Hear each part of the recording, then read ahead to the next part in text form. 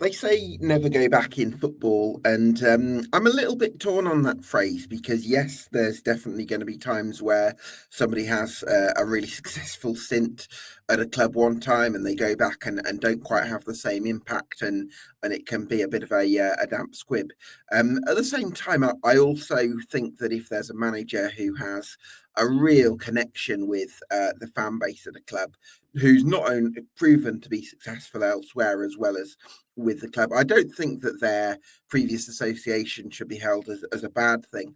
And that's one thing that excites me about this appointment of Darrell Clarke at Bristol Rovers. He's created some unbelievable memories. He's been by far Bristol Rovers' most successful manager in the modern era, despite beginning that reign by going out of the Football League losing their 104-year Football League status, I think it was at the time, but they responded defiantly with back-to-back promotions even, there you go, and with a top half League One finish the following season.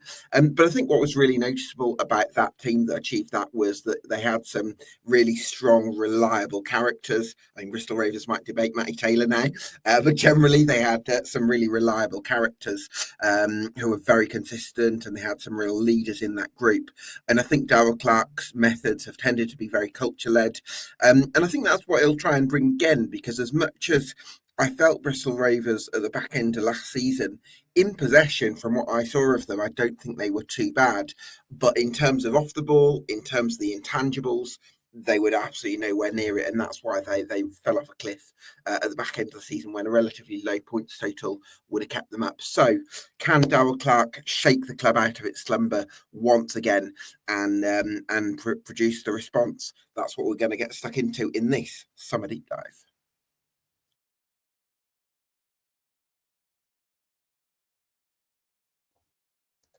Yes, welcome along to EFL Debate. If you like what we do here, you can do us a massive favour by getting subscribed to us on YouTube and on Spotify. That would really help us out.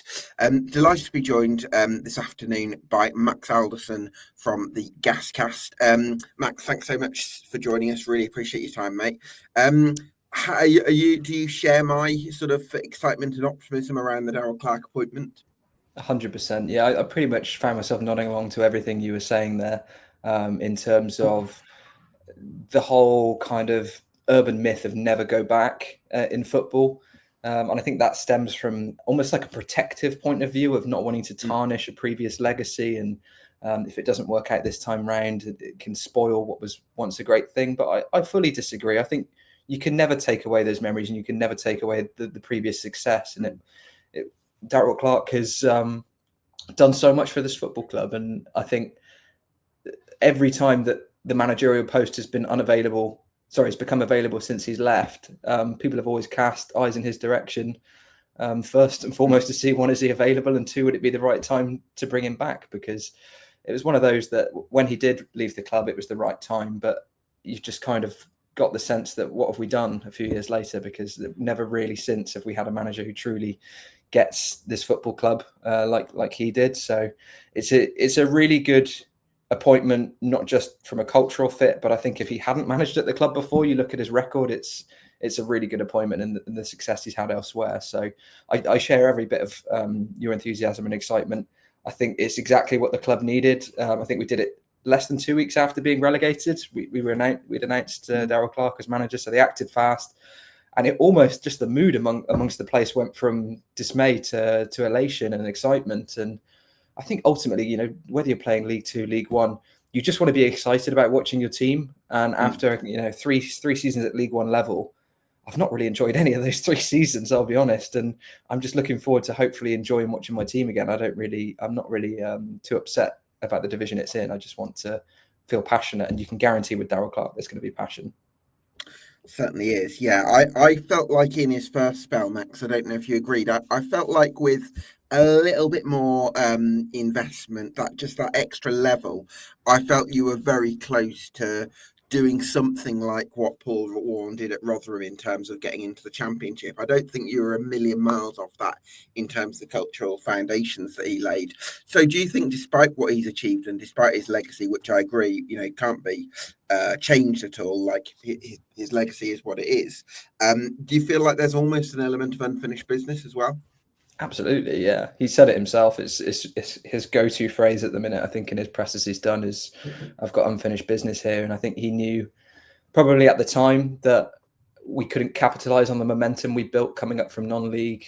The promotion to League Two, we'd had mostly the same squad as the National League. It came up to League One that first season again was very, very similar core of players. And I think when we, excuse me, we've got into the kind of playoff positions around Christmas in League One, and you can kind of point to a few areas where that momentum kind of peaked and started to dip down. And probably the big one was obviously Matty Taylor going to Bristol City. You lose your main bagsman. It's going to be a struggle for any team. But I think probably that summer after he left, Matty Taylor left, that's when you really look at, okay, we finished 10th in League One. Now let's put some more money in. We had the new owners come in. The Al-Qadi family at the time had only been at the club a year. And it just looked like if we're going to go for it, this is the time to do it. But yeah, I think we just struggled to compete at the level the top end of the table in terms of wages. You had Blackburn Rovers at the time who were paying players £10,000-15,000 a week. We were still having players on contracts they had in non-league on £1,000, £2,000 a week, and I just don't think the investment was there at the time. And the training ground situation, we were renting a training ground in Cribbs Causeway, which had, it was in no condition for league football really. The stadium is the stadium. It's been stagnant for as long as I've been following the club. So I think Darrell just became very frustrated with the state of things. And I think when he did get a chunk of money come his way through a couple of player sales, Ellis Harrison going for nearly £1 million to Ipswich, Billy Bowden going to Preston, he had a bit of a not a war chest, but a decent budget to go for it. I think he just had a bad summer and made some bad investments in the likes of Kyle Bennett and Stephen Payne. Tom Nichols didn't really work out as a striker. So I think that's kind of where his decline happened. And I think it was the right time for him to leave. But I think looking at the club now, the stadium's not massively better, but we have got a new stand instead of a bunch of tents at one end of the ground. We actually do have a new 3,000-seater stand there, temporary stand, which is a lot better. The training ground, we have our own training ground now, which we've built. The academy is in-house. They're looking to improve that still. So, I mean, don't get me wrong, it's not top-end League One, but it's a lot more fit for purpose for League One, League Two level than it was when Darrell was here. I mean, he was really working with some really poor facilities before. Not that will necessarily correlate and translate to more success this time, but it will definitely see him better equipped. And I think he knows with the budget he's going to have this year and hopefully in years to come that he's going to be doing very well. I think that the quote he said when he joined was on the Radio Bristol. He said to BBC Radio Bristol that he achieved a top 10 finish in League One with half the budget that Rovers just got relegated with. So, yeah, I mean, that's fighting talk, really. But I guess the proof will ultimately be in the pudding. Yeah, it might have been a tent, but it was your tent. It was, yeah. You can't say it lacks character. Exactly, yeah. I wanted to ask Max, you mentioned some of those improvements in recent years in terms of the facilities and off the field, which is encouraging. How would you sort of refresh my memory a little bit around the ownership situation and how that's looking? Sure. So the Al-Qadi family took over in 2016.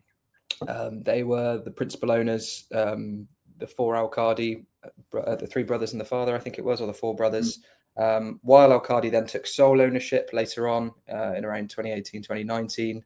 And then he brought in the Al Saeed family from the Kuwaiti businessman in 2021, I believe it was, or 22, to provide additional investment.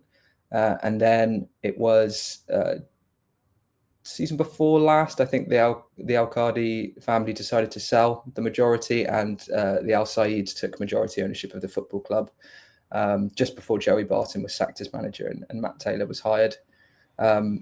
So yeah, I mean, the Al Saeeds have come in and they've, in fairness to them, have spent a lot of money on infrastructure. They're planning on redeveloping the Memorial Stadium. as opposed to, I think, previous ownership models with the Al Qadi family were always looking elsewhere to build a new stadium. I think financially it's just not viable for us unless we have, a billionaire come in. But I think, with the multi-millionaire ownership model, there's only so much you can really improve. I mean, looking at the Memorial Stadium, it's never going to be a commercial hub for business. It's never going to really have much in the way of conferencing facilities and things like that modern central city stadiums have. Horfield is a little bit out of the way from Bristol. It's kind of more in the suburbs, up Gloucester Road. So I think in terms of the potential of the footprint of the site, there's not a great deal they can do. But I think they've talked a lot about improving through investing in a couple of the stands, investing in maybe building some student flats on site and having some accommodation there that will bring in revenue. And then just try and get the club, a little bit more, get an 18,000 stadium, try and get up to the top ends of League One, maybe even push into the Championship. And then I think potentially they could sell on to another owner who's then willing to take it to the next level. It is the long-term goal. But yeah, I mean, it's good in that side. I think they've also made a lot of mistakes over the last 2 years and obviously culminating in relegation, which I'm obviously happy to talk about as well. Yeah, of course. Very disappointing last season. You mentioned some of those mistakes. As a sort of, I'm wondering, as a kind of football operation, you had, I think the CEO was Tom Gorringe, who left. That's right. Yeah, didn't he? And then was it George Friend? Yeah, George George Friend. So he was our left back, and then he very quickly became director of football. Right. Yeah, and took over last summer. Was in charge last summer. Obviously, the recruitment didn't go too well, given the league position, and he decided to step down towards the end of the season. Now we've put Ricky Martin in charge of director of football for the new season. So in terms of the footballing operation, yeah, it was primarily George Friend and Matt Taylor. The scouting team, which is Chris Spendlove and a couple of others. Yeah, I mean, the signings all looked good last summer. You look at them on paper, I think there's a lot of really good business there. Ruel Sotiriou, Shaq Ford looked a fantastic signing on paper. Yeah, I was him and Hutchinson were signings that I was big on. So disappointing that didn't really work out. I think ultimately it's just down to signing players on paper and not in terms of their character. I mean, fine, you can have some players who don't have to be big personalities, but if you have too many of a similar type of player and not enough leaders in the dressing room, it's a recipe for disaster when you don't have those kind of dressing room leaders. And I think that's ultimately where we fell flat. There's talk towards the end of the season that training was just not up to standard, players late, players not taking things seriously, players not listening to the coaches. James Wilson said at the end of the season that he said, I think the quote was that training has been a joke all season. That's why we've been relegated. And I mean, you just have to have those characters. Yeah, I think I spoke to somebody who's in touch with Brighton and their sort of development setup, and he was very big on Inigo Calderon when I spoke to him at the time. So I was actually quite excited about the appointment based on that feedback. But maybe, it might be that he's a very good technical coach in terms of in possession work, but then might be more limited in some of those intangibles, and also things like people management or nipping things in the bud when little behavior that falls out of line, not being able to kind of keep that in line, all those little things that all add up to it. Whereas I think Darrell Clarke is an unbelievable tactician who's a technical visionary? I probably don't, but I think he can get some of those fundamental principles in place, and I think that's probably more important, that you've got the building blocks in place, and the technical stuff comes after that. Spot on. Couldn't agree more. Yeah. Well, let's have a look at the squad then. At the moment, you got Jed Ward as the only senior option in terms of the goalkeeping department. Would you be happy for him to start as the number one, or do you think another goalkeeper is going to be required? It's a big point of debate, really. I mean, Jed's development was going really well. He kind of came into the side at League One level under Joe Barton towards the end of his time at Rovers, and then was loaned out to non-league level. He did quite well there. At Forest Green Rovers last season. I think kind of for his age, after making several appearances at League One level, going to National League at the age of 19 and playing 40 games for a side like Forest Green, who were fighting for promotion and obviously a local team as well, so we can keep tabs, is a perfect move. I think kind of the aim was we stay at League One level, we loan Jed out to a local league, National League side like Forest Green, maybe get promoted, maybe not, and then this season coming, loan him out to a League Two team such as Cheltenham or Newport or somewhere like that, and then eventually he'll come up to League One level and starting for us. I mean, he's an unbelievable talent. Unfortunately, we've been relegated, so. Not just that, we also had to recall Jed halfway through his Forest Green loan. So the plan kind of went to tatters quite quickly. We weren't expecting to lose Josh Griffiths halfway through the campaign last season. Jed came in, and I thought, fair play to him, 20 years of age, did really well, did the best he could. Yes, there were some moments of inexperience, but I think given the circumstances, he did really well. Now, I guess the issue with coming down to League Two level, Jed has had a lot of appearances for Rovers now and a lot of senior appearances at Forest Green. He's not a spring chicken. He knows the score. He knows the physicality of the level, having played League One and National League. I think he'd be perfectly fine, but I can 100% understand if Darrell Clarke and the recruitment team wanted, a senior goalkeeper in, maybe over the age of 30. Someone like James Belshaw, who was here previously, to kind of just provide another option. If Jed's a great professional, but he is young, he's going to have moments of inconsistency, he's going to have moments where a month out the side might do him good, actually. So I would want a goalkeeper in who can maybe play 20 games and Jed can play 20 games. It's a risky model because you obviously do want a consistent side, but I can 100% understand wanting a more senior goalkeeper in. So I'd be happy for Jed to be number one if Darrell came out and say, look, this lad is from Bristol. He's born and raised less than a few miles away from the Memorial Stadium. He loves the club. He's got X amount of appearances now under his belt. I'm going to stick with him and we're going to trust in him. Everyone will get behind him and I'm sure he'd have a great season. But similarly, I could understand them wanting a bit of experience in there just to help him out and also mentor him, I suppose, as well. Yeah, the mentoring side, I agree. I would probably say I would kind of go with a halfway house, Max. I would go for, say, a mid to late 30s goalkeeper who can be the mentor figure. Because I also think that if you want to try and develop players who can become saleable assets for the club, you want to, when you have got somebody who you've described there in Jed Ward, who is that brilliant talent, you want to give them the opportunity to show it so that if they have a good season, they can do really well. So what I would say is get yourselves a safe pair of hands who wouldn't expect to be starting that often, who's maybe coming towards the end of their career and who can be that mentor. I think that would be the best way forward, perhaps. Yeah, potentially. And I think Jed as well is someone the club is hugely invested in. They gave him a 4-year deal with an optional 5th, which I think is the longest contract we've ever given anyone. Yeah, at this level, that's a long one, isn't it? You don't really see many 4-year deals given out at this level. So yeah, huge endorsement in his talent, and he's still got 3 years plus the optional 4th on that. So he's got lots of time to development. I really hope he can, even if he's not a saleable asset, potentially just be number one for the next 10 years would be an issue you don't have to think about, but if he does go on and he kind of grows past us, then he's going to have a great career at a higher level for sure if it's not with us. Certainly is. Now, Max, I think Darrell Clarke was somebody who liked to mix and match his formations previously, and I don't think he ever goes into a club with a sort of this is how it's got to be, and I'm going to adjust everything to this way of playing, because I think he's quite a flexible coach who can adapt. However, he has recently quite liked 3-5-2 at Barnsley and at Port Vale and at Cheltenham as well. So I've kind of mapped the squad out for a 3-5-2, even though it might not be that. But the first thing I've noticed is you do seem to have a lot of right-footed centre halves and maybe looking a bit short on those left footers.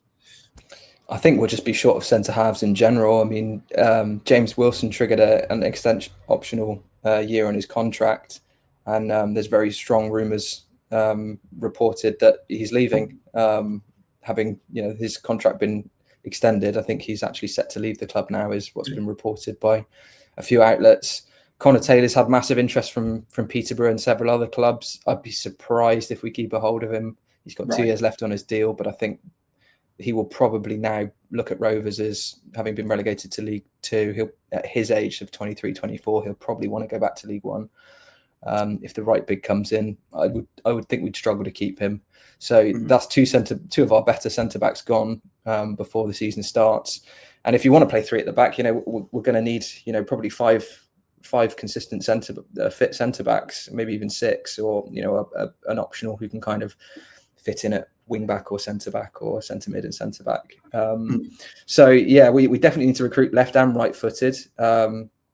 It's an area that was obviously, I don't think it was a weak area for us last season. That you look at the stats, that they actually performed quite well, Connor Taylor and James Wilson. The issue was that they were just the busiest centre backs. And when you're that busy, you're going to make mistakes because there was no engagement as well for ahead of them. It was.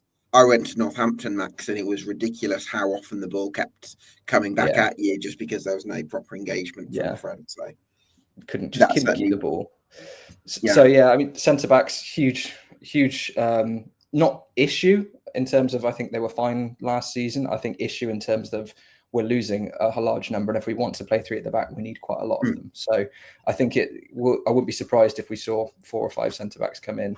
But what I would say is I'm quite excited about Dan Ellison, because I did a bit of research on him last summer when he signed from Chippenham Town, and he did have some very good reviews there from the National League South, I think. And then he's since had a positive loan, I believe, at Aldershot. So I think this could be Dan Ellison's year, and I think he's going to get ample opportunity in pre-season because that's only a week or two away. I think that this could be Dan Ellison's year.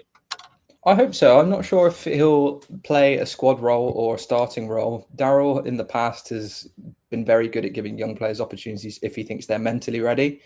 Ellison scored at Wembley about a month ago, I think. So I think doesn't get a bigger stage than Wembley in a cup final and scoring a header. I think that just says all about him, and his work rate that I saw of him was very good for a centre back. His goal threat was really good. I think he was our top goal scorer in pre-season last season. He got 2 in his first game and 2 in another game. So he's a talent. I mean, whether he's ready for League 2 level, I'm not sure. I guess we'll have to see in that regard. Taylor Moore, I think there's a lot more to see of him. He played kind of a bit part squad role, but I think you can ask for a more model professional, and I think at League 2 level he'll probably do a decent job at centre back. Clinton Mola, I'm less sure on. I think he's had a few issues in terms of his attitude. He's been left out the squad for months at a time, and then brought back in and then left out again. So there's something going on there. I'm not sure what, but I'm sure Darrell will be kind of the type of person to either put an arm around him or push him out the door. So I guess we'll see on that regard. Wait, put an arm around him and then push him out the door. Yeah, do both. Yeah. So there's some talent at centre back here already, but there's lots of work to do in that area for sure. Yeah, absolutely. Pretty self-explanatory that really. I just wanted to ask you about Taylor Moore. Because with question marks over the futures of Connor Taylor and James Wilson, we do think there might be another centre half coming in, hopefully. But Taylor Moore, do you see him taking on a certain level of importance this season? I really hope so. I think he deserves to. His attitude and his attitude and his personality is superb. He's done a lot for the community in the time he's been here. I think he won Community Player of the Year, the EFL Community Player of the Year, at least at the level. He brought in a mental health initiative, walking for 5K for mental health around Bristol. I went to one of those. I think he did 3 or 4 over the season. Just a night walk around Bristol Harbour and talking to people you don't know about how you're doing. And that was all his idea. He went to the club and said, I would like to do this. And the community trust were basically like, we've never really had a player come up to us and say, we want to do this thing for the community. And it's usually the other way around. They go to the players and say, would you guys like to help out with some things? So he's really just a top guy. And I had a feeling towards the tail end of last season, he'd not scored all season or really played much. And I was just like, he's got a key goal to score late on in this campaign. I think he's going to score a goal that's going to be pivotal, and he scored away at Wrexham, put us 1-0 up at Wrexham, and I thought he just deserved that goal. And I think he's not been the best in terms of his performance. I think he's been played a little bit out of position in a back three. He's kind of been found out with his pace. He's been put up right back, which isn't really, again, his forte. So I think if he can find a consistent role at centre back or right centre back in a back three, I think he's going to be very reliable at the level. I really hope so, because he really deserves it. It's rare you have a player who you just want to do so well because they're such a lovely guy, and Taylor Moore is that guy. And I really hope, in terms of his personality, he's gonna have a big impact for sure. That's lovely to hear. So in terms of the wing back spots on the right, I've got Joel Senior down there, who maybe didn't get. I think he might have had 1 or 2 injuries, maybe didn't quite get the opportunities he was hoping for last season. And then there's Luke Thomas as the alternative option. But Joel Senior in the 23-24 season was one of the best wing backs at this level with Morecambe. So I suppose the hope would be that he can recapture that kind of form. I really hope so. He's probably the one I was disappointed in the most. Obviously, making the League Two team of the season just seemed a bit of a no-brainer move to come up to League One level. But I'll be honest, just did not look up to the level at all, physically or mentally. He didn't really strike me as much of a leader. His head dropped quite a lot when things weren't going his way, and his touch just seemed all over the place. I think I'm not sure we played the right system to play to his strengths. We didn't really play a back five too much, and when we did, we'd often play Luke Thomas there or someone a bit more attack minded, and he didn't really get the opportunities in that role. It's not worked for him in the first year. Does not mean that it won't work for him in the second year. We went down to the National League under Darrell Clarke, and we retained a lot of the squad from that relegation season, and were able to turn them into really good players. Ellis Harrison for one, Ollie Clark another. Players who've really struggled at League Two level, but then had a great season in the National League, and then went on to have good careers. So I don't think the door's shut for Senior. I would really like to see more of him. I just hope mentally he's strong enough to bounce back from it, because I think when you have a bad season that went that badly and you've played that little football, it can really knock you. And sometimes a player like that just wants a fresh environment somewhere else. So I hope mentally he can bounce back from it and really show us what kind of player he is, because we barely really saw much of him. I couldn't really tell you what his strengths are given the minutes I saw him play. Yeah, so big pre-season for him then, Joel Senior. Luke Thomas then, Max, he's obviously would be a very attack-minded option as a wing-back, because I think naturally he would see himself as a kind of, I suppose, a ball-carrying attacking player. He can play in multiple attacking positions, sometimes out wide or sometimes more centrally, but you wouldn't class him as a specialist wing-back. But maybe if it is going to be a 3-5-2 next season, then that's probably going to be the best fit for him. I would thought so. Potentially attacking midfield. I think that's where he played under Duff at Barnsley in the same system. He's a player who I would really like to have seen more of by now, in terms of, I was hoping he'd kick on a little bit. He came back to us, I think it was a season after. He came to us on loan in League Two. We got promoted. We had a season in League One, and then he came in permanently.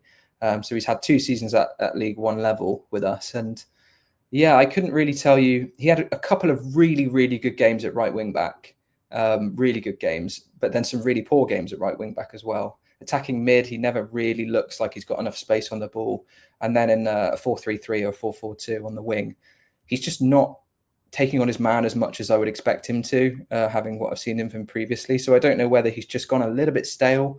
To be honest, I thought he might leave this summer, in terms of just wanting, like I said, that fresh start somewhere else. But he's definitely got a lot to offer at the level. He's played League One, and I think League Two is a different beast. It's very much more focused on the flanks, I think, than League One. You look at those channels down the wings, and the kind of fullback winger relationship is very different at League Two level to League One level. Certainly in terms of wing backs, they have a lot more space, I think, at the level than you do in League One. So I think he could definitely thrive in the right system, in the right role. But again, it's one of those that mentally, is he prepared to take on that, or is he fed up with the last 2 seasons? Does he want something new? Because I wouldn't blame him, and also I wouldn't. He's one of those that if he left, I would kind of shrug my shoulders and say, well, we didn't really see the best of him here, and it's not really worked out.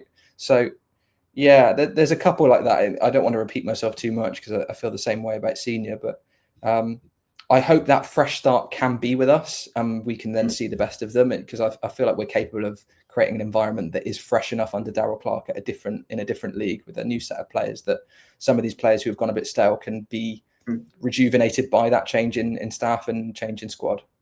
Yeah, I think I would think that one of Senior or Thomas will probably bounce back, because when you've got one who was in the team of the season at this level last time they were at this level, and another who's played in the Championship with Barnsley and has that sort of high level pedigree, I think the odds are fairly good that you'll get it right with one of them, that they'll be a bit reinvigorated and hopefully find that form again.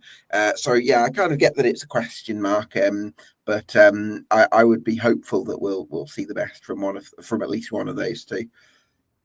In terms of the left wing back spot, again, it's another one where I think people are hopeful of an addition coming in. But at the moment, you've got Clinton Mola, who you've kind of you've alluded to. There's been a bit of a question mark about him from an application point of view. But Brian Belongo had a productive loan spell at Harrogate Town. He's a big physical unit, isn't he? So I could see him getting a few goals, getting at the back post from crosses, because he's got that height advantage, and he's a real athlete, isn't he? I love Brian Belongo. I'm going to put it out there. He is, and I think Darrell will love him as well. I just think he's such a joy. He just loves. You watch him play football, and you can tell he loves playing football, and he just loves to be out there, and he's grateful to be out there. And it doesn't matter what kind of situation we're in the league or who he's playing against or what his position is.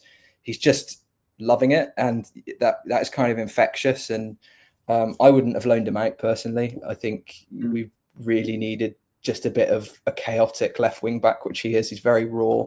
He's all legs. Sometimes he'll do 6 step overs in a row and run straight into his man. Sometimes he'll do it and absolutely sell him and then be bombing in on goal, and that just gets the whole stadium up on their feet.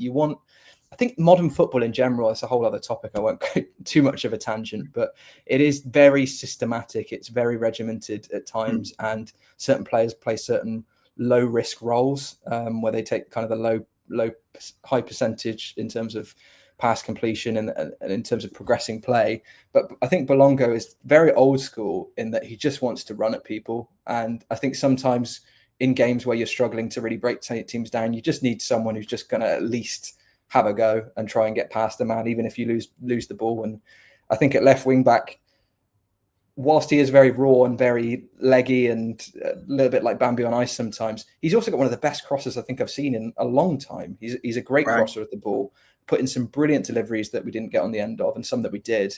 And also, he just wins so many headers. I think he won the most headers in terms of one header percentage in the squad last season. And it wasn't surprising that he was put up front for a few games when we were struggling for strikers. Didn't do amazing. I mean, he scored a goal or two, but he was happy to fill that role. And I think he's an asset to the squad. And I think Darrell, I really like him, and I'm excited to see him because he just plays with a smile on his face. And I think when you've had a squad that are playing quite often with scowls on their faces, you need someone like Bryant to brighten the place up. And I'm just excited to see what he does with Bryant in the squad for sure. Yeah, sounds like somebody who Darrell Clarke might like. So yeah, exciting season possibly ahead for Brian Belongo. One in terms of the midfield, I'm really curious about Isaac Hutchinson, because similar story really with Joel Senior in that he was one of the star players at this last time he was at this level. I think at Walsall, he was very brought a real urgency to the way that they created chances, and he was always constantly looking to kind of try and thread balls through, and took on a lot of that energy, I guess. At Bristol Rovers, it hasn't quite worked yet, and I think part of that might be down to him playing partly not being the main man, if you like it, in terms of the team being built around him, and partly having to play a deeper role, which Inigo Calderon, I think, dropped him into the number 6 position for a few games, where I think he'd consider himself a number 10. Are you hopeful that you might see the best of Isaac Hutchinson in different circumstances? Absolutely. I don't think he had a bad season, to be honest, for us. There's some who may be a little bit overcritical of him because he doesn't press as much, and his touch can sometimes be wayward, or he'd make the wrong pass or the wrong decision sometimes. But I think what I would say about Isaac is that he always wants to make something happen, whether it's likely to or not. He'll always try, and he'll very rarely get the ball and pass it back and just keep possession. He'll always try and turn look up, see what's about, try and play a pass wide, try and do a touch just to beat a man and open a bit of space. And I like that about him. And it doesn't always come off, but I think his numbers were good. Scored some pretty decent goals last season for us, some key goals in some games, got some good assists. I mean, you were at Northampton last season, and he got the assist for Sinclair and played another brilliant ball through to him, which he probably should have scored to make it 2-0 in that game. And that's just what he's about. I think in that number 10 position where he kind of can, if you can spin a man a little bit more often and get into that kind of in on that back four, that's where we're going to see the best of him. And I think at League Two level, I've seen a lot of clips of him for Walsall. He seems to glide into the space quite well, and like you say, cause a little bit of disruption in the team by just running up from that midfield position and opening up the channels. What I would kind of say though, Max, is when you mentioned that you had difficulties kind of looking after the ball last season, I think I just wonder if Isaac Hutchinson's urgency in terms of, can I look for something, can I turn an opponent, and always having that creative mind, I don't know if that's necessarily suited to playing the deeper role where you actually want to have somebody who looks after the ball, and you make sure that it's the right moment to do that, to be that bit more experimental, which Hutchinson can be. So that therefore, I think he suits that more advanced role. Absolutely. Yeah, I think he's wasted in that lower position. And even if you do have him kind of trained to be a little bit better at keeping the ball, you're almost wasting his ability in an attacking sense by not playing him in his best position, because you may as well get somebody who can do that role better and let Isaac do his thing further up the pitch. And I think that's where we suffered. And I think also, if you are playing someone like Isaac in the number 10 who's going to lose the ball more, and like I said, the same with Belongo, you need a midfield with who can win it back quite easily. And all of our successful League Two teams have had someone like Paul Coots, Sam Finlay, Stuart Sinclair, previously Lee Mansell, proper ball winners, midfield generals. And I think since Kamel Conte's injury last season, I think that's kind of been where we've been lacking, and we just really struggle to win the ball back in those midfield areas, which means the likes of Isaac and other attacking players are almost more scared to lose it and more scared to attack. So it all has a relationship with each other in terms of the positions on the pitch, and I think midfield is an area we'll have to address, certainly in terms of those number 6 positions for sure. Yeah, I think Darrell Clarke likes his experienced heads in midfield. And I think as much as Kamel Conte, I'm sure, can play a really important role next season, I do think he'll also want more of a general type in there as well. So that wouldn't surprise me at all if that was on the shopping list. But yeah, talk to me about Conte's impact after signing from Grimsby in January 2024. I like Kamel. I think it's unlikely he'll stay. He's got a release clause in his contract. I think the release clause is slightly lower because we've been relegated potentially. I'm not sure if that's true. But I think Derby are sniffing around. A few other clubs are sniffing around.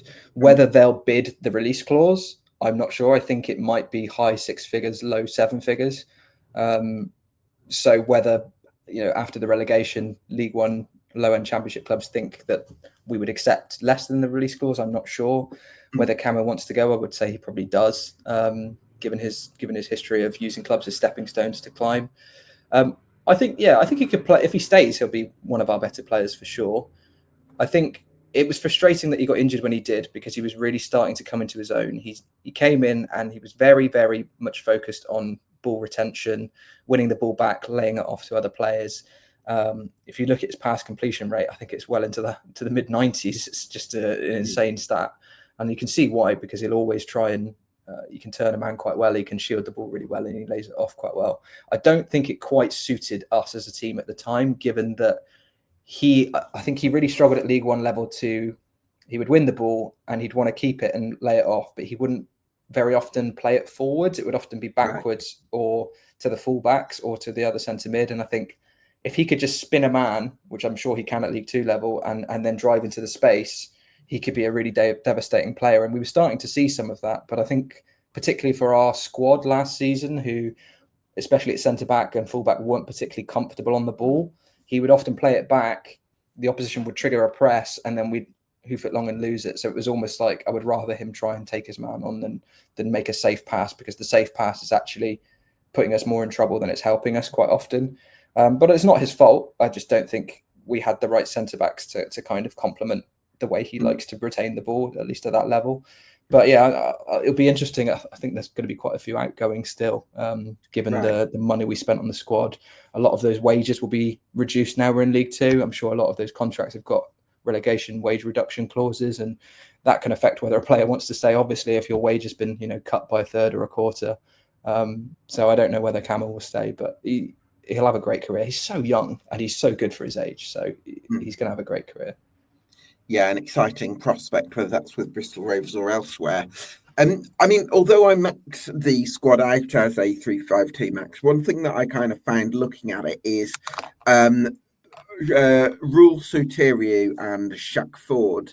I would say they're the kind of forwards who would suit a front three, but not necessarily a front two, because I think of them as those kind of off the cuff, sort of inside forwards, if you like, who would sort of like to link up with other players, but you wouldn't say they're an out centre forward.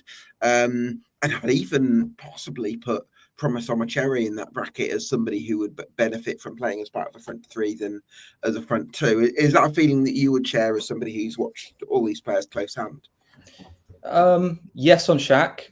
Shaq is a winger predominantly. I don't think he could really do a job at wing back because he doesn't track back at all. Having what I've seen of him in a front three, he has no interest in tracking back, which fine in some systems. I think it was probably to our detriment last season that his work rate wasn't quite there. That's why he was kind of in and out the squad, I think. Luke Thomas is the opposite. He very much works hard when he's on the wing. He's a strong runner, isn't he? Strong runner, yeah, but I don't think that's Shaq's game. But in a front three is kind of like a wide striker. I can see Shaq doing quite well. But yeah, front two, and with the system with wing backs, I'm not sure where he's going to fit in, to be honest. We've spent a decent chunk of money on him, and he's been a bit of a disappointment so far. Obviously, redemption is there for everyone. We'll see, but if the opportunity in the system isn't there, that's the question. Can I just add to that, actually, Max? When he was at Leyton Orient, although I felt there are a couple of games that I watched for Leyton Orient where he came off the bench and made a massive impact because his movement is very clever and he seems to be able to pick up funny positions that nobody else would really think of, and it kind of unhinges opponents, certainly late on in games. And then actually it contributed to a comeback at Northampton where Orient got a point out of nothing, and then it contributed to a win at Cheltenham where they won 2-1, having been quite poor for most of that game. So he's very good impact sub. But off the top of my head, I don't know that he actually started very often for Leyton Orient. So it could be that Shaq Ford is the guy who can transform games from the bench, and you think, wow, look at him, he can make a real difference. But actually, for the endurance required over 90 minutes in terms of possibly the work ethic against the ball and all that side of things, is there a question mark there? Yeah, definitely. I think if he wants a career in football, he's going to have to change that, because you can't just be a bench player. I think you need to be able to impact a game from the off. And yeah, it'd be interesting to see what we do with Shaq. I think Ruel can play in a front two. He did quite often for us. Sometimes we played 5 at the back and he was up front in a front two, and I think he did quite well for us. He's our top goal scorer with 6 goals, but our top goal scorer nonetheless. And I really like Ruel. I think he's one of those who's got a really decent work rate. He's got a really good shot on him. He's got a good bit of skill, and he's selfless as well. He's not overly selfish. He likes to try and play others in. I think in a front two with the right striker, I would have loved to have seen Soteriou and Cherry as a two. We just never really got it due to the kind of yin-yang nature of their injuries. They just seemed to miss each other when they were in and out the side. So never really got to see those two kind of play together. I would love to see them as a front two, because I think Promise's hold-up play is really decent. His running's really good, and his height's fantastic. And kind of the big man, little man, old cliche of a number 9 and number 10. I thought they could really work well together. So I think he's got the capabilities, Soteriou, to play in the front two. I also think Promise could do really well there. So we'll see in terms of that regard. But I think we're definitely going to bring in some strikers. So how that will change the balance of things, and whether we'll indeed keep those strikers about or offload them to kind of make room, I'm not sure.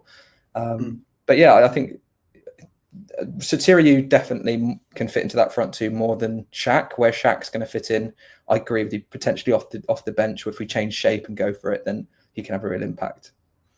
Yeah, for sure. Wanted to ask you about Kofi Shaw, because he's had it looks like a really exciting talent, and he's getting opportunities early on in his career. Do you think this could be a big season for him?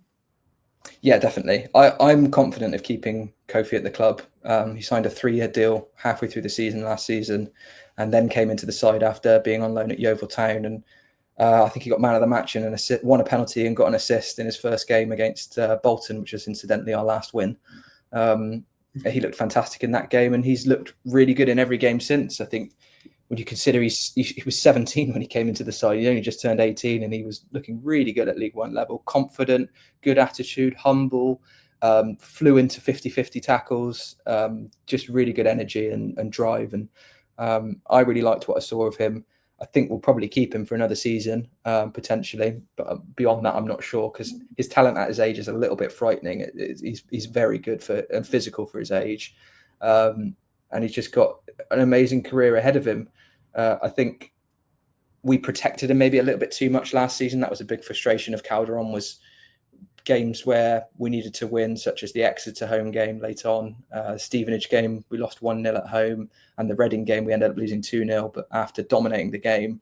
All games where Kofi had an amazing game, but with 20 minutes on the clock, he was subbed off because we had to, I guess, protect him because of his age and also because he's a big asset. When you're facing relegation, you've got to play your best informed players. And it was a big frustration that we didn't see even more of Kofi, because he just, I think it's an endorsement that the fans were complaining so much that he was taken off, pretty much every game. And he's only an 18-year-old lad, and he's got a tremendous career ahead of him. I wouldn't be surprised if there was interest, for sure. Micah Anthony, I suppose, is somebody you've not really, because I don't think he featured last season. Have you got any inclination as to what? I think from what I can gather, he's a winger. So again, it's really that question mark of how he'd fit in, if it is a 3-5-2 or whether it might be 3-4-3. Not sure. I mean, he was loaned out to Bath City, and then I think I don't know whether he did his cruciate ligament or did a pretty bad injury, had a ligament tear or something. I obviously can't remember off the top of my head. But I genuinely haven't seen a minute of him play, not in pre-season. I didn't go to many pre-season games last year, so I haven't seen him play at all. But from all accounts, I think he's just I think he was kind of brought in as a potential. Maybe he'll develop into a good player, maybe he won't. But on a low-wage contract, potentially one that's just good to pick up for the squad. So I can't really tell you much about Micah, but I mean, he's a squad option. We'll see him in pre-season. We'll see what he's got. Yeah, hopefully he can take his chance in pre-season. So expectations for next season then, Max. I think if I look at the squad at the moment, I would say there are a lot of players that have a certain pedigree above League Two. And I suppose that would be my excitement around what might be possible, that you've got a group of players who, with the right management, should be one of the better teams at this level. So would it be fair to say that a top 7 finish is the expectation for Bristol Rovers fans? Absolutely, yeah. I think that will be the expectation, and maybe even the assumption from the fan base that Rovers will be up there and will bounce back, because we've been promoted in our last 2 seasons at this level. The last time we played in League Two and didn't get promoted was 2013. When we finished 23rd and relegated to the National League. The last 2 times, 2016 and 2021, we finished 3rd in both seasons, quite late on in the, I think 80th minute and 92nd minute of the final games in both, but we got promotion from the level. And we've only played League Two of the last 10 seasons, I believe, and the last 8 have been at League One level. So I think we very much see ourselves as a League One club who flirt with League Two occasionally. So I think there will be this tremendous pressure and expectation for us to compete. I just hope that the club and management can deal with that pressure from the fan base, and I also hope that fans can maybe be a little bit self-aware of it, that just because we've been promoted the last 2 seasons at this level doesn't mean that it's a given that we will again. And teams struggle and spend 2, 3 seasons, 4 seasons down here who have been at League One level for a while. I mean, look at Doncaster Rovers, for example, and several others, FC Wimbledon. So I think it's maybe good to maybe reevaluate what a successful season might look like for us. For me, a successful season doesn't necessarily have to involve a promotion back to League One at the first attempt. I mean, obviously that would be successful, but we can have a successful season without going up, is what I'm trying to get at. And there's a lot wrong with the culture last season. There's a lot wrong with not enjoying going to games and enjoying our football club. And at the end of the day, Gab, we can talk about ambitions to get to the Championship and ambitions to play at League One, but if you don't enjoy it, why go? And I mean, like I said, 8 seasons of the last 10 have been at League One level. I can't say I've enjoyed League One. I can't say I have. And that's probably down to the fact that we're not competitive at the level. Maybe we're not ready for it in terms of our infrastructure. But I think a successful season for me will be having a love for watching my team again and really enjoying and getting off my seat and being excited about the kind of side we are. And yes, top 7 would be great. I think that would be constitute an amazing season. But if we finish 9th or 10th, but we're putting the building blocks in the right place in terms of attitude, culture, progressing off the pitch a little bit more, maybe with some redevelopment stuff for the stadium, and just feeling good about ourselves again, and then kick on, that's still a good season for me. But I think overall, the fan base as a whole will probably say playoffs is where they hope and expect us to finish. Yeah, as a minimum. If I look through the squad then, Max, I think in terms of incomings, what you're going to be needing is certainly another goalkeeper, so that's 1. I would say another 2 or 3 centre-backs, so could be up to 4. Another 2 or 3 midfielders, so let's say that takes it up to 6. Another left wing-back, which we hope is going to come in, so that'll be 7. And then another couple of strikers. So are we looking at another 9 or 10 additions at the Mem?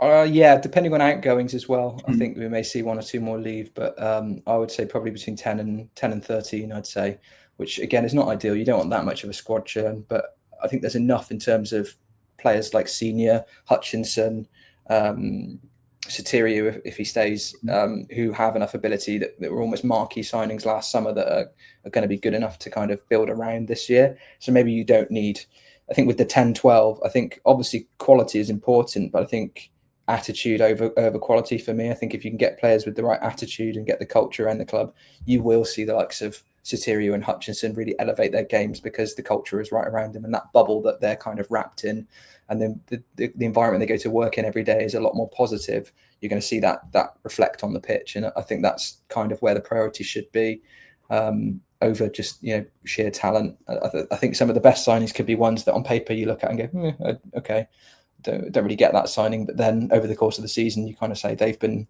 a bit underrated both on and off the pitch. And I think we'll see a lot of those kinds of signings rather than flashy headline ones, although I think there are maybe 1 or 2 that are quite impressive in the pipeline. We're rumoured to be bringing Johnson Clark-Harris back to the club, which would obviously be the headline marquee signing that fans want. So if that happens, that's probably the flashy one, and then you get the culture players around them. But yeah, lots of work to do. Certainly is. So, Max, I'm going to be doing my 1 to 24 predictions in late July. And one of my processes for that this year is rating each club out of 10 on 14 different categories that I think are going to determine their fate. Now, granted, there's going to be lots of incomings and outgoings at Bristol Rovers, so some of them are going to be hard to rate. But let's give it a go, shall we? Yeah, let's do it. Right. First category is ownership. Okay, so how am I ranking this from 1 to 10? 1 to 10, yes, please. Where 10 is 10 is the best. 10 is the best. Difficult. I think their intentions are good, but I think they've not had a good track record so far. I'd probably give it a 6. 6 for ownership. Okay. Next one is infrastructure. Quite a wide-ranging category, that one. Yeah, I'd give that maybe a 6 as well, I think, in terms of comparison to other teams at the level. 6 for infrastructure. Playing budget. I think that will be a 9 or a 10. I'll go 9. I think the owners will invest quite a lot in the budget for sure. Management. 9. I'll go 9. I think obviously the track record Darrell's got speaks for itself. 9 for Darrell Clarke and the staff. Goalkeeping department, and let's presume Jed Ward is going to be your number 1 goalkeeper next season. I give it a 6. 6 out of 10 for the goalkeeping area. Defence. Yeah, I mean, it's hard to say with defence, given I think it's going to look very, very different, but I'll go 7. 7 for defence. Could change depending on incomings and outgoings, of course. Midfield.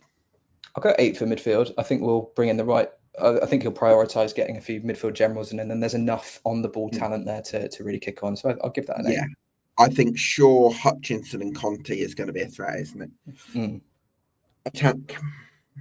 I'll go 9 on attack, just because I'm confident with if Promise Cherry can stay fit, Sotirio, Shaq Ford, we talked about him off the bench, and then if certain rumoured strikers comes in, and then maybe a few other strikers, I think that's going to be some serious firepower. So I'll give that a 9. 9 out of 10 for attack. Depth is a difficult one. Do you know what? I think I'm going to give that one a miss because we don't know how big the squad's going to be with incomings and outgoings. The next one is squad stability. I'll give that so in terms of squad stability, you mean like a consistent 11, or in terms of versus last season? Yeah, so it's difficult with a post-relegation summer. I would say, I mean, a group of players that have been together for a long time and have that kind of continuity, if you like, or synergy in place. But after last season, it's kind of hard to go too big on that, isn't it? I'll give that a 4. 4 out of 10 for squad stability. I think so, yeah. Next one is growth potential. Oh, yeah, quite high. I think so. We've got quite a young squad with some big talent, so I'd maybe give that an 8. I think Shaw and Ward are the big ones who could fly. Next one is team spirit. Ooh, well, it's quite low at the minute, but I think Darrell will get it quite high, and it will play a key role in whether we're successful. I can't obviously say how it will be. I think my gut feeling is it will take some time to get there, so I'll give it a 7. 7 out of 10 for team spirit. Okie dokie. Fitness. I mean, he'll make sure they're fit, but I'm not sure how fit he'll get them, and whether we'll avoid injuries. We've got quite a few injury-prone players, so I'll give it a 6. 6 for fitness. Okay. And also final one is quality. Yeah, quality versus being able to deliver the quality is a difficult one, because you can have the ability, but whether you're able to showcase it over 40 games is a different kind of kettle of fish, as we know from last season. Let's kind of separate. So that can be that we've kind of judged that in other ratings. So let's just go for individual technical quality en masse across the squad. It should be a 7 or an 8. I'll probably go 7 for the time being. All right, let's go with a 7 for quality. All right, well, some final quick fire questions from me then, Max. What's the biggest reason to believe in Bristol Rovers right now? Darrell Clarke. Darrell Clarke and bringing the culture back and getting the feel good and having the rapport with the supporters will go a long way in terms of results. I had a feeling you were going to say Darrell Clarke. Biggest reason for doubt? Attitude of the squad versus the intentions of the manager to turn things around, how much he will be able to actually achieve his aims versus the attitude of the players we've got currently. So I would say, yeah, that's where I would put it. Makes sense. And final one, too early for a prediction, but give me a kind of loose feeling on how next season might pan out. I think we will sneak into the playoffs quite late on. I think we'll kind of bumble around 10th most of the season and have a bit of a late surge into 7th. And I don't think we'll go up, but I think we'll be in the conversation and in the playoffs. So I think 7th, but ultimately not get promoted is my gut feeling. Interesting. There you go. Well, listen, Max, it's been great to get your insight on the Gas. So thank you so much for joining us from GasCast podcast. Thanks to you for watching at home as well. If you like what we do here, you can get subscribed to us on YouTube and on Spotify. That would really help us out. And we'll see you again for another Summer Deep Dive very soon.